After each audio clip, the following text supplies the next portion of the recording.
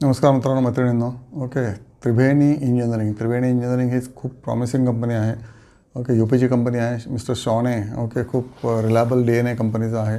आणि कंपनी सध्या कुठल्या कुठल्या सेक्टरमध्ये काम करते. शुगर आहे, इथेनॉल आहे, ऑब्व्हियसली ते पहिल्यांदाच त्यांनी सुरू केलं काही वर्षांपूर्वी, 10-15 वर्षापूर्वी. नंतर water sewerage treatment, sea water treatment, desalination वगैरे वॉटर सेक्टरमध्ये आहे.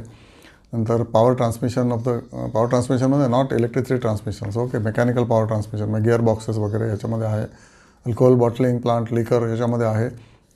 आणि आता याचा पॉवर ट्रान्समिशन म्हणजे मेकॅनिकल पॉवर ट्रान्समिशनचा बिझनेस डिमर्ज होत आहे. त्यामुळे कंपनी जास्त रडारवर आलेली आहे. आणि कंपनी सध्या 334 किंवा 350 वगैरे असेल. आणि हा ह्याचा होता मे बी 550 किंवा असा तत्सम.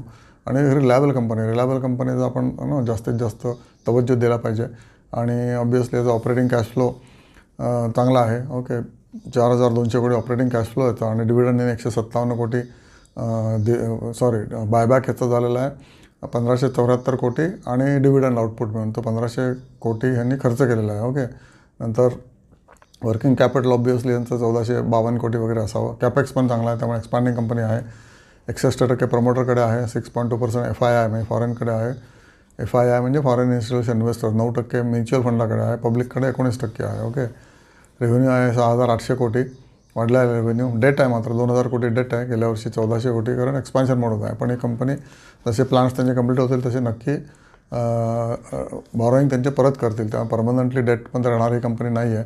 PE 34 आहे, थोडा महाग वाटतो आहे. पण going forward it will be found to be cheap. म्हणजे पुढच्या 2 वर्षाचा जर EPS डिस्काउंट केला तर ही company it is cheaper even at PE 34. ROC आणि ROE चांगलं आहे, 8% आहे. बुक व्हॅल्यू 142 आहे. इक्विटी फक्त 23 कोटी आहे. मग इक्विटी खूप कमी आहे. रिझर्व 3,000 कोटी आहेत. 22 कोटी इक्विटीला, 3,000 कोटी रिझर्व आहेत. उत्तम रिझर्व आहेत.